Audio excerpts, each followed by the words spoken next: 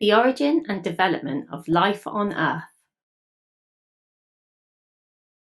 The origin of life on Earth is a topic of ongoing scientific research, and while the exact details are not yet fully understood, there is evidence to suggest that life likely originated in the oceans or hydrothermic pools around 3.5 billion years ago. One hypothesis is that simple organic molecules were formed in the early oceans through a series of chemical reactions, possibly driven by energy from lightning or UV radiation from the sun. These molecules then combine to form more complex organic molecules, such as amino acids, the building blocks of proteins.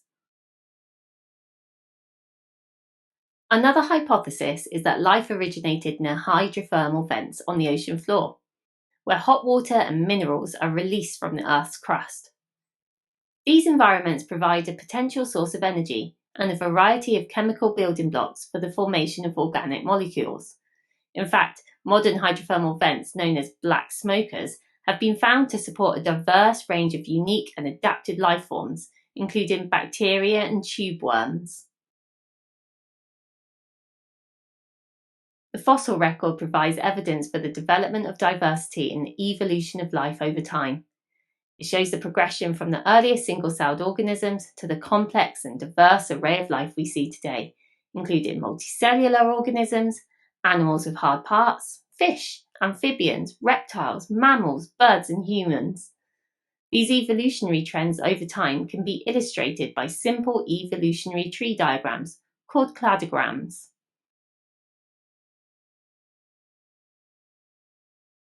The fossil record documents major evolutionary events, such as the development of the first photosynthetic organisms around 3.5 billion years ago, the emergence of animals with hard parts during the Cambrian explosion about 540 million years ago, and the diversification of dinosaurs during the Mesozoic era. The fossil record also shows the evolution of hominids, including the emergence of the first human-like species around 2.8 million years ago, and the evolution of modern humans around 200,000 years ago. Through the analysis of fossils, scientists can observe changes in morphology, behavior, and other traits that reflect evolutionary processes, such as natural selection, genetic drift, and speciation. By studying the fossil record, scientists can gain insights into the history of life on Earth and how it has changed over time. It must be remembered, however, that the fossil record is very much incomplete and is hugely biased in favour of marine organisms that had hard parts, mainly shells. Soft-bodied organisms and those that lived on land are poorly represented in the fossil record. Throughout Earth's history, there have been several periods where a significant number of species disappeared in a relatively short time. These events are known as mass extinctions, and they represent major turning points in the development of life on Earth. The most famous of these events is the Cretaceous-Paleogene mass extinction, which occurred about 66 million years ago and resulted in 70% of all life on Earth becoming extinct, including the dinosaurs and the ammonites. There are two main theories regarding the cause of this mass extinction, which are the meteorite impact theory and the flood basalt theory. Number 1, the meteorite impact theory proposes that the mass extinction was caused by a large asteroid or comet colliding with the Earth, which would have created a massive shockwave, triggered tsunamis, and caused widespread fires. The impact would also have thrown massive amounts of dust and debris into the atmosphere, which would have blocked out the sun's light and caused a global cooling effect, leading to a mass extinction of the majority of life on Earth.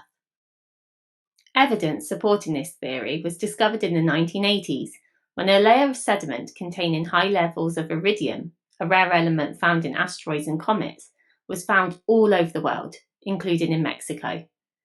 This sediment layer is thought to have been created by the impact of a large asteroid or comet. Further supporting evidence comes from a 180-kilometre wide crater discovered at Chicxulub in the Gulf of Mexico for the correct age. Number 2, the flood basalt theory, proposes that the mass extinction was caused by a series of massive volcanic eruptions in what is now India. These eruptions would have released huge amounts of lava, ash, and gases, which would have caused global warming and acid rain. The global warming would have been caused by the release of large amounts of greenhouse gases, such as carbon dioxide and sulfur dioxide, into the atmosphere, which would have led to a warming of the Earth's surface and oceans. The acid rain would have been caused by the release of sulfur dioxide and other gases, which would have reacted with water vapour in the atmosphere, creating sulfuric acid.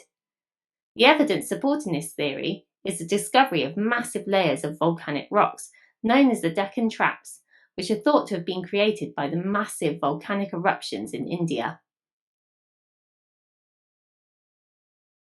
Both of these theories have evidence supporting them, but the most widely accepted theory is the meteorite impact theory, which is also known as the Alvarez hypothesis.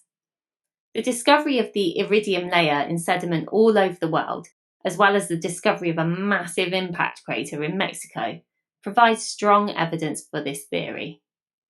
However, the flood basalt theory cannot be ruled out entirely, as there is still much debate among scientists regarding the cause of the KPG mass extinction. Indeed, it may be that the KPG extinction was not the result of one single cause. Mass extinctions are important because they create opportunities for new forms of life to evolve and diversify. For example, the KPG extinction paved the way for the evolution of mammals, which eventually led to the emergence of humans. Major fossil finds are an important source of information about the history of life on Earth. Here are a few examples of what we have learned from some of these finds.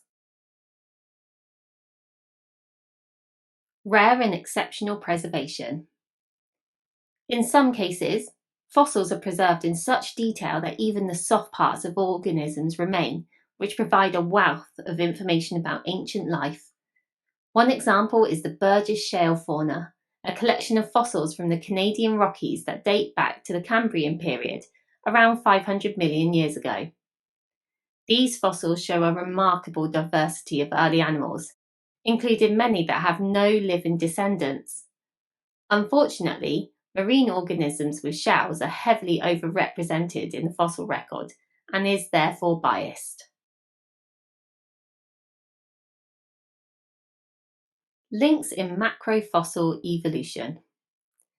The discovery of Archaeopteryx, a bird-like dinosaur from the late Jurassic period, provided a key piece of evidence for the theory of evolution. Archaeopteryx had feathers, wings, and other bird-like features, but also had teeth and a long tail like a dinosaur. This combination of features suggested that birds evolved from small, feathered dinosaurs. Interpretation of incomplete remains.